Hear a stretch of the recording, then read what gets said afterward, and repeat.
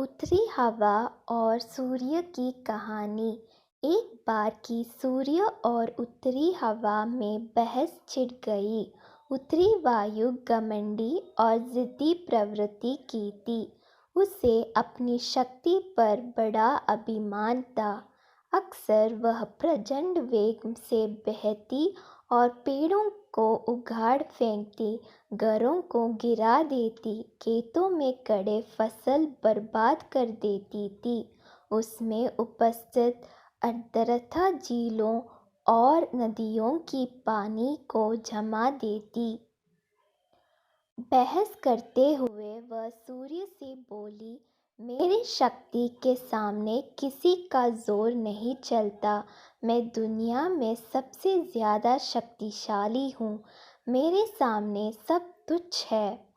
सूर्य नम्रता से बोला, मेरे विचार से हर किसी में शक्तियाँ भी होती है और कमज़ोरियाँ भी। इसलिए कोई खुद के सबसे शक्तिशाली होने का दावा नहीं कर सकता। खुद पर घमंड करना उचित नहीं है। हमें सबका सम्मान करना चाहिए और सबके साथ मिलजुल कर रहना चाहिए।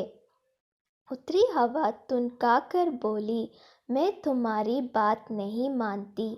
मैं सबसे ज़्यादा शक्तिशाली हूँ और ये मैं तुम्हें साबित करके दिखाऊंगी। ऐसी बात है क्या? तो अपनी ताकत साबित करने के लिए तैयार हो जाओ। नीचे देखो, धरती पर एक व्यक्ति दुशाला ओढ़े पैदल जा रहा था। तुम उसकी दुशाला उसके शरीर से हटा दो। मैं मान जाऊंगा कि तुम सबसे ज़्यादा शक्तिशाली हो।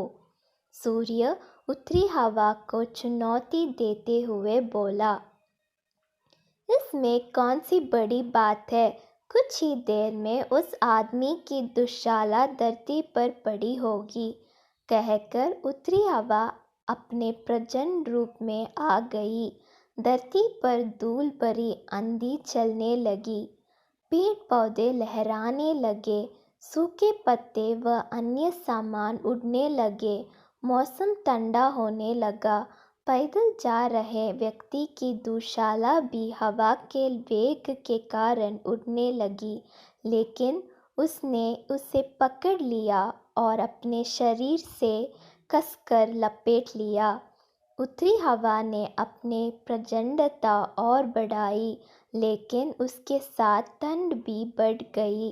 व्यक्ति ने अपनी दुशाला और कसकर लपेट ली।